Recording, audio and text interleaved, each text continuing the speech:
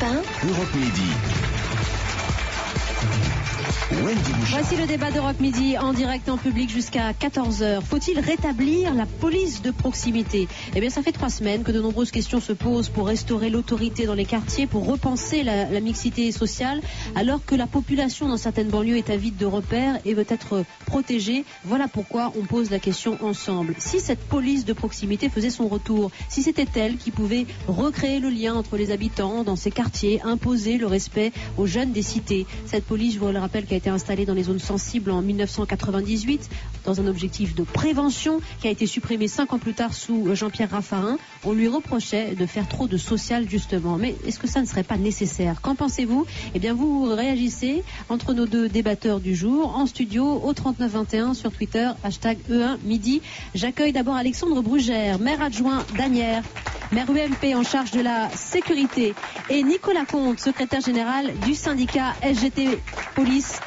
Un élu, un policier, pour cette question sur laquelle vous avez probablement des témoignages à nous livrer, des réactions. Nous avons déjà Michel Frédéric au standard et je suis sûr qu'en studio, cela va vous faire réagir. Bonjour Nicolas Comte. Bonjour. Et bonjour Alexandre Brugère. Bonjour. Messieurs, vous avez une demi-heure pour bien vous affronter sur ce sujet, vous affronter de manière courtoise évidemment. On va commencer avec vous Nicolas Comte parce que vous dites que la police de proximité, c'est peut-être bien un des axes à suivre pour rétablir l'autorité et le respect. On vous écoute. Je dis que la proximité dans la police est quelque chose d'absolument nécessaire. Le problème avec la police de proximité, c'est que ça a été beaucoup politisé, à la fois par Lionel Jospin qui présentait ça comme le remède miracle, et puis ensuite par Nicolas Sarkozy qui s'est construit un petit peu en s'opposant à ça. Par contre, la proximité dans la police, ça a toujours été un des ingrédients nécessaires. Et nous, on s'est toujours battu contre le débat un petit peu stérile qui consistait à opposer, par exemple, les brigades anticriminalité à la police de proximité.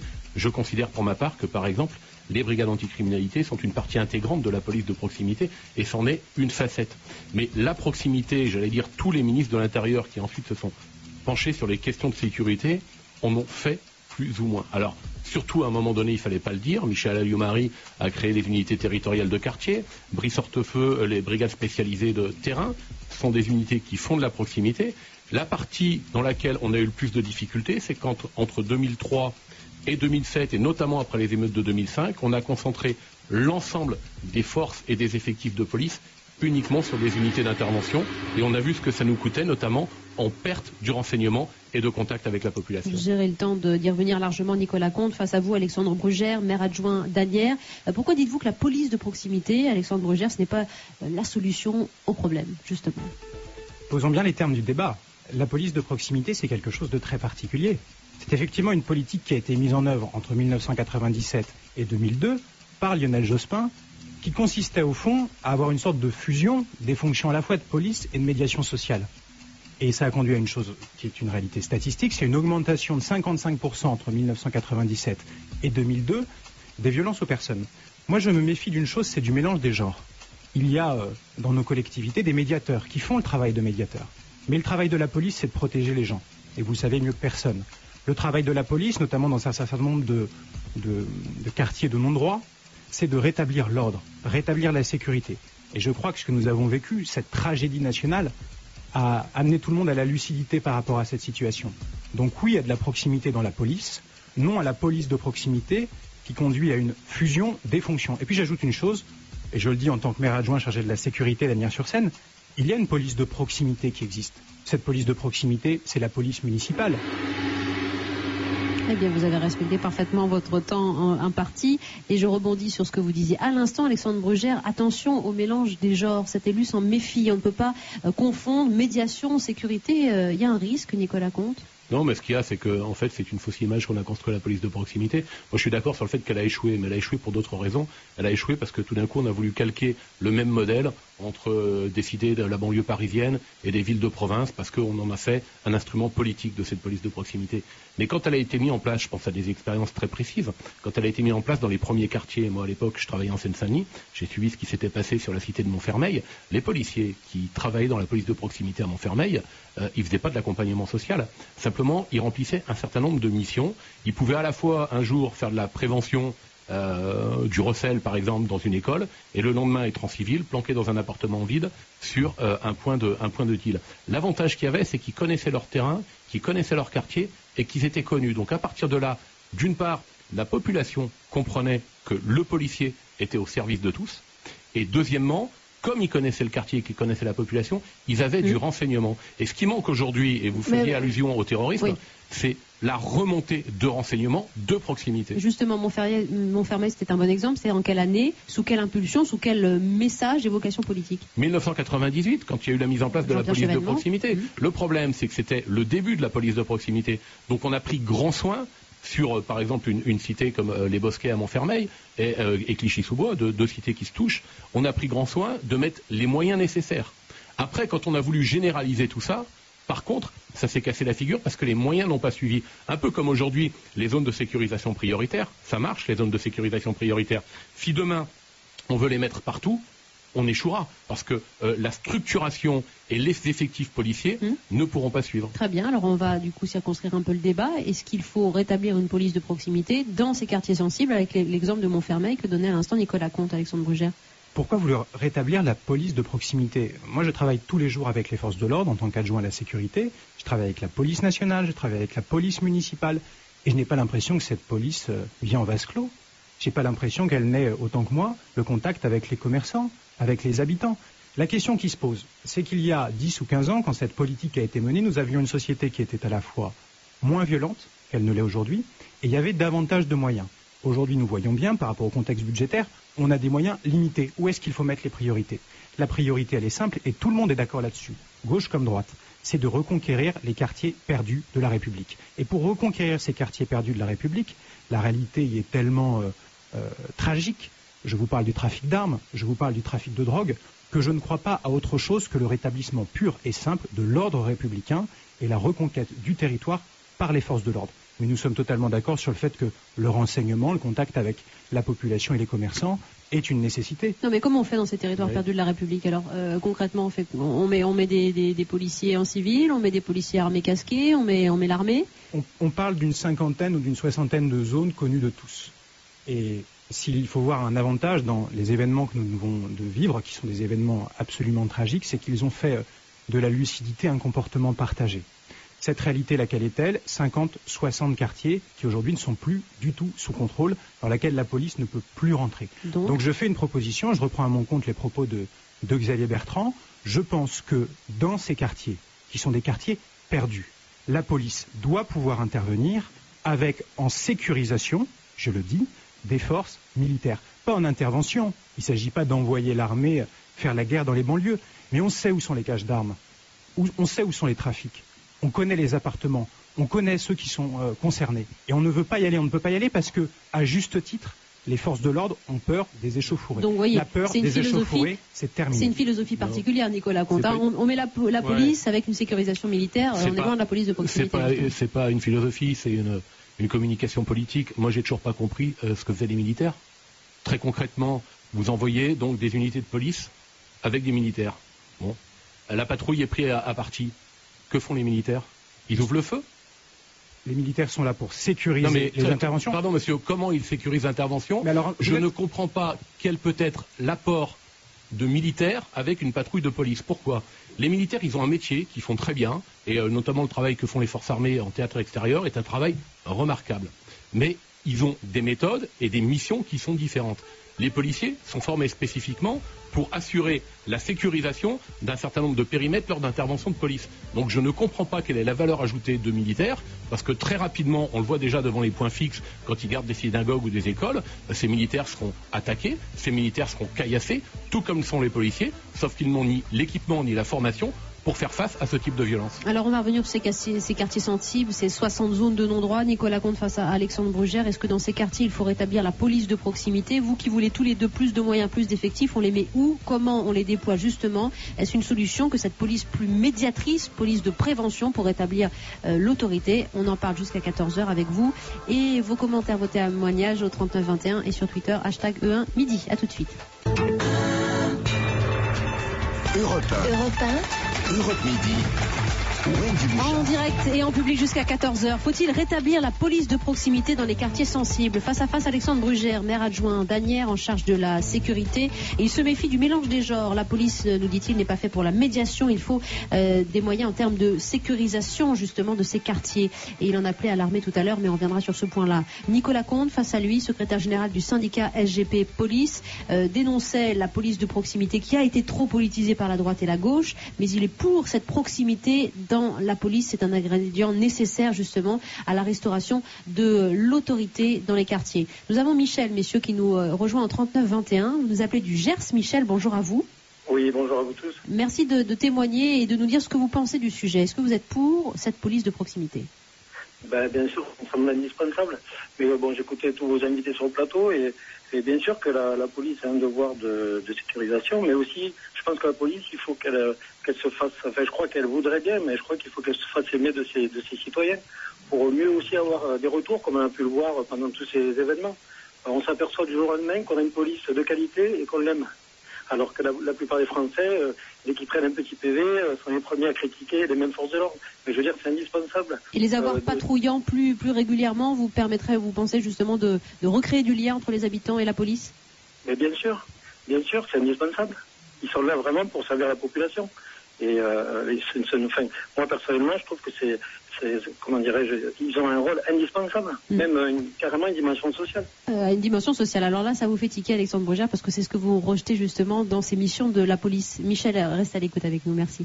Je note d'abord que des deux côtés de la table, nous sommes donc contre la police de proximité, mais pour de la proximité dans la police. Nous sommes totalement d'accord là-dessus. Mais je vais compléter, je vais aller un tout petit peu plus loin. Non, Nicolas Comte, vous n'êtes pas contre la police de proximité, contre celle qui a été menée jusqu'à présent. La police de proximité qui a été faite entre 1998 et 2001, elle a échoué, mais elle a échoué pas parce que l'idée était mauvaise, elle a échoué parce que la police n'était pas dimensionnée pour assumer le choc. Non, sinon il n'y a plus de débat, Alexandre. Non pas que je veux annuler le débat. Vous voulez tous les votes pour vous, j'ai bien compris. On vous écoute. Mais c'est très intéressant ce que vous disiez par rapport à la situation de notre police aujourd'hui. La police qui a été applaudie dans les rues le 11 janvier, et j'y étais comme des millions de Français, c'est une police qui incarne l'autorité. C'est une police qui incarne le respect de la République. C'est une police qui incarne la force face à une menace qui nous frappe. Ce n'est pas une police médiatrice, ce n'est pas une police conciliante, c'est tout simplement la police qui se soucie de l'application des lois de la République. Rien de plus, rien de moins. Les lois de la République. Et encore une fois, si l'objectif est d'appliquer partout les lois de la République, je le redis, je pense que dans un certain nombre de quartiers, l'action des forces de sécurité, des forces de police ne suffira pas. Il leur faudra un soutien. Vous parliez tout à l'heure de l'armée, je vais y revenir. L'armée, elle est présente dans les gares tous les jours. Nous les croisons, notamment dans le cadre du plan alerte attentat en Ile-de-France. Donc, ne soyons pas caricaturaux sur ce débat extrêmement important en sécurisation, en arrière pour protéger s'il se passe quelque chose. Mais encore une fois, je ne me résous pas à ce que l'action de la police de la République soit forcément liée à des émeutes. Pour moi, on ne peut pas laisser cette situation. C'est maintenant ou c'est jamais. Ça fait 40 ans, ça fait 40 ans qu'on parle de la police de proximité, on l'appelle comme vous le voulez. Le rapport Perfit en 77 parlait déjà de l'îlotage, voulait développer cet îlotage en constatant la distance entre les Français et leur police. Donc cette proximité-là et ce problème de proximité existait déjà il y a 40 ans. Il n'y en avait pas ces émeutes-là. Simplement, il y a cette armée qui peut rassurer la population et puis il y a cette police qui peut justement recréer du lien entre les habitants. Un jour, dit-il, la droite comprendra qu'il faut autant de répression que de prévention pour asseoir l'autorité. La prévention, la médiation, c'est aussi une des missions de la police de proximité. Mais vous savez, on s'est heurté pendant des années à une espèce de conflit gauche-droite qui dépassait, qui nous concernait pas, nous, professionnels de la sécurité. Pendant très longtemps, sans caricaturer, la gauche c'était la prévention, la droite c'était la répression. Le jour où, peut-être qu'on est en train de comprendre les choses, et il y a des choses qui ont été faites récemment qui vont dans ce sens-là quand même, mais le jour où tout le monde comprendra que c'est une question de dosage de ces ingrédients-là, que sont la prévention et la répression, on aura quand même à un moment donné fait un grand pas. Je vous donne les clés, vous êtes ministre de l'Intérieur, la police de proximité, vous la dessinez comment demain ? Mais je crois que la question et la problématique d'un ministre de l'Intérieur, c'est les moyens dont il disposera. Il faut qu'à un moment donné, il y ait des choix politiques qui soient faits. Et si on vous donne les moyens de ces effectifs, eh bien forcément, ce sera à peu près ce qui a toujours été fait, que ça soit appelé pendant les années 90 sous Charles Pasqua, l'îlotage opérationnel, la police de proximité ensuite, les ZSP, les UTQ, enfin je vous passe les acronymes, c'est de la présence de police du quotidien. Il faut rétablir une police du quotidien. Alors il ne faut pas être naïf, bien évidemment. Il y a un certain nombre de quartiers, la situation est tellement dégradée que ça ne se fera pas facilement. On ne va pas renvoyer demain des collègues patrouiller au milieu de certains quartiers. Il va falloir sécuriser tout ça. Il faudra mettre du renseignement criminel sur ces quartiers-là pour dissoudre et interpeller un certain nombre de réseaux de trafic de stupéfiants ou de trafic d'armes, ou j'en passe et des meilleurs. Mais à un moment donné, c'est forcément une question de moyens. Mais pour ça, il y a des choix politiques à faire.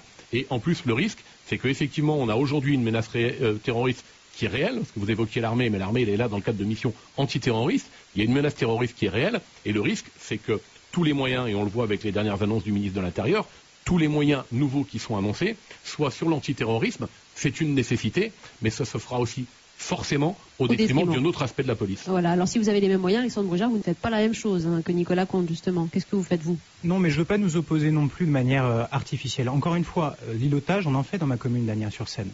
La police municipale en fait. Donc tout est question de priorité. La différence entre vous et moi, au fond, c'est que j'ai le sentiment que vous pensez qu'on a encore le temps, qu'on peut encore se permettre. Mais il y a dans notre pays des poudrières. Et ces poudrières, il faut les traiter. Parce que si nous ne nous attaquons pas à la racine du mal, à ce qui s'est passé les 7, 8 et 9 janvier, la multidélinquance, des jeunes qui viennent d'un certain nombre de quartiers dont on parlait, dont le Premier ministre parlait lui aussi. Donc vous misez pas sur la police tout de suite? Et pas seulement 7, 8 et 9 janvier. Regardez Mohamed Merah, c'est la même chose. Donc si on ne s'attaque pas maintenant et une bonne fois pour toutes à ces quartiers, je pense qu'on ne réglera pas le problème. Et on ne le fera pas. On ne le fera pas en prenant le temps d'implanter tranquillement des policiers. On voudrait du concret des deux côtés. L'implantation tranquille, c'est terminé. Nous avons Pierre. Pardon, on fait comment? Nous avons Pierre qui est avec nous. Bonjour Pierre. Oui, bonjour. Bonjour, vous écoutez ce débat et allez-y, apportez votre voix au chapitre, Pierre. Alors c'est vrai que c'est un chapitre extrêmement compliqué, mais effectivement je crois que l'armée est un petit peu exagérée dans cette intervention. Par contre, des services de police effectivement performants sont nécessaires. Quand je dis performants, c'est presque des CRS dans certains quartiers où il y a des hauts trafiquants et du banditisme quand même avéré. Donc je pense qu'il faut mettre des systèmes de protection en place, comme le disait votre interlocuteur. Bon, ça c'est évident. On est dans une époque plus de répression en ce moment avec tout ce qui s'est passé. Il faut quand même essayer d'éteindre les incendies. Mais je crois que parallèlement et très vite, il faut casser un syndrome en France qui date presque de la guerre, de l'ancienne guerre, qui est cette notion de collaboration. On a tellement été traumatisé par la notion de collaboration dans le mauvais sens du terme qu'on ne l'utilise pas dans le bon sens du terme. Je m'explique. La collaboration, c'est faire coopérer des services de prévention, d'éducation et de médiation avec les policiers. Pas dans un esprit de délation, mais dans un esprit d'intelligence sur des jeunes qui vont très mal, pour éviter justement que ces jeunes dérivent trop. Eh bien, Nicolas Comte... Voilà. C'est quelque chose d'important, puisque on n'a jamais parlé véritablement des liens entre ces services de police peut-être plus communicatifs, plus d'îlotage, avec ces services de prévention qui ne communiquent pas entre eux, bien qu'ils existent, mais Pierre, ils cohabitent. Je vais faire réagir Nicolas Comte à vos propos, parce que vous avez l'air d'acquiescer. Bien sûr, et sans mélange des genres. Parce qu'effectivement, il ne s'agit pas de faire aux policiers le travail d'éducateur ou d'autres boulots. Simplement, à un moment donné, tous les services de l'État doivent logiquement aller dans le même sens. Donc pour pouvoir avoir une efficacité, les différents problèmes, notamment des quartiers difficiles, ne se régleront pour moi uniquement avec des questions de police. Donc il faut que tous les services de l'État collaborent, il faut que chacun fasse son boulot et que son boulot. Et à partir de là, on pourra progresser. Mais c'est le cas dans un certain nombre de quartiers. D'ailleurs, on voit que chaque fois que c'est le cas, en général, les situations ont tendance à s'améliorer. Prévention ou répression, faut-il rétablir la police de proximité dans ces quartiers sensibles? Nicolas Comte, secrétaire général du syndicat SGP Police, face à Alexandre Brougère, maire adjoint d'Asnières en charge de la sécurité. Jusqu'à 14h, vos opinions également en studio. Messieurs, vous avez la parole dans une petite minute après la pause. À tout de suite. Europe 1. Europe Midi. En débat jusqu'à 14h. Faut-il rétablir la police de proximité pour rétablir également l'autorité dans les quartiers sensibles? Messieurs Nicolas Comte de la police et Alexandre Brugère, maire adjoint d'Asnières, sont avec nous. Nicolas Comte, lorsque l'idée de la police de proximité a été abandonnée sous Jean-Pierre Raffarin par Nicolas Sarkozy, qui disait qu'en substance, les policiers n'étaient pas là pour jouer au foot avec les voyous, comment vous réagissiez à l'époque? Est-ce qu'on était allé trop loin dans le social, même si Non, on a mal réagi parce qu'en plus ça s'est fait de manière publique devant l'ensemble des collègues qui étaient impliqués sur le Mirail à Toulouse. Moi, il se trouve que je connaissais pas mal de ces policiers-là et que ça a été caricaturé à l'époque pour des raisons politiques. Et encore une fois, les policiers ont fait les frais d'un débat politicien qui n'allait pas sur le fond. Donc on a caricaturé ce qui se passait. Mes collègues au Mirail à Toulouse, leur passe-temps, pardon, pas leur passe-temps, mais leur quotidien, leur journée quotidienne, c'était pas de jouer au foot avec les jeunes. C'était de faire leur métier de policier. Elle avait des bénéfices, cette mission fonctionnait? Oui, elle fonctionne. Mais il se trouve que là-bas, ça avait tendance à fonctionner. Mais encore une fois, quand on concentre des moyens sur une zone, ça fonctionne. Ensuite, on ne peut pas forcément les concentrer. Quelquefois, il y a de l'éparpillement. Messieurs, alors pour réagir, studio, allez-y, monsieur. Bonjour, messieurs. Oui, moi, je vous écoute avec beaucoup d'intérêt. Vous avez dit 50, 60 zones dites de non-droit. Mais dans ces zones de non-droit, ce ne sont pas tous les habitants qui sont des voyous. Ils sont peu nombreux. Les familles, on les connaît bien. Alors aujourd'hui, on met le paquet sur l'antiterrorisme, et c'est parfait, c'est très bien. On ne peut pas faire la même chose, on ne peut pas mettre le paquet sur ces quelques familles qui polluent la vie de tout le monde. C'est ça la priorité pour vous? Mais évidemment. Chez moi, il y avait deux familles dans un groupe de HLM. Ils les ont virés. Nicolas Comte et Alexandre Brugère. J'allais dire, monsieur Cla, vous trouverez peut-être que la réponse est facile, mais ça échappe un petit peu aux policiers que je suis.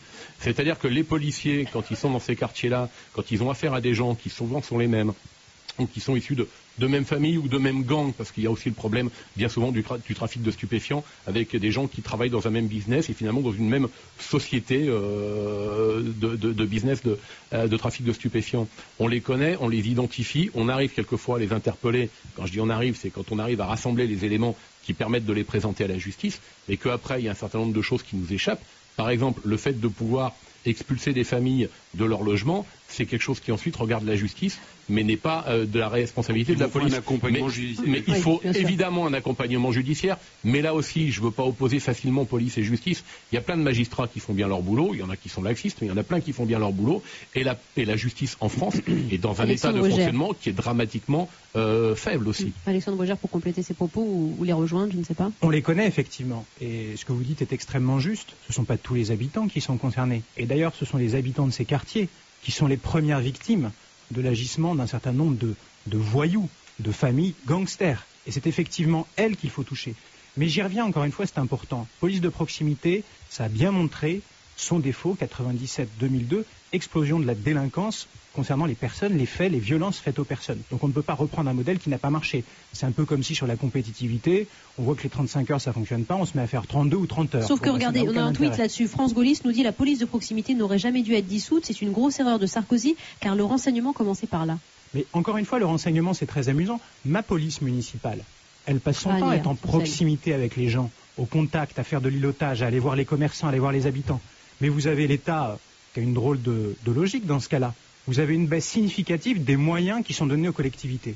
Et aujourd'hui, quand une collectivité choisit d'embaucher des policiers municipaux, elle le fait avec un budget de plus en plus réduit. Je rappelle que c'est quand même 28 milliards d'euros supprimés pour les collectivités territoriales entre 2014 et 2017. Donc on nous demande à la fois, à juste titre, de faire de la médiation, de faire de la police et d'avoir une police qui soit proche des gens et en même temps nous retire des moyens. Il y a une forme de schizophrénie que je ne comprends pas. Dernier témoignage avant le vote, monsieur en studio, je ne sais pas ce que vous voulez apporter. Oui, c'est plus une réflexion. Je voudrais rebondir sur ce que vient de dire monsieur Comte, parce que ça me semble essentiel. On aura abandonné des moyens à la police, mettre des policiers supplémentaires. Si la justice ne suit pas, tout ça n'aura servi à rien. C'est l'ensemble de la chaîne pénale qui doit fonctionner. Absolument. En tout cas, voilà, messieurs, vous avez posé vos arguments sur la table pendant cette demi-heure. On va procéder au petit vote d'humeur et d'ambiance pour voir comment vous avez convaincu convaincu par vos propos dans le studio d'Europe 1. Nicolas Comte représente ici la police, secrétaire général du syndicat SGP Police, pour une police de proximité dans ces quartiers de non-droit avec des moyens bien caractérisés, et si ces moyens sont mis dans ces zones en priorité. Il est contre la police de proximité qui n'a pas porté ses fruits, et vous l'expliquez avec plusieurs arguments. Alexandre Brugère, maire d'Asnières. Vous votez bleu pour Alexandre Brugère et rouge pour Nicolas Comte. Rouge et bleu dans le studio d'Europe 1, c'est un peu plus rouge. Combien pour 12 pour Alexandre Brugère et 18 pour Nicolas Comte.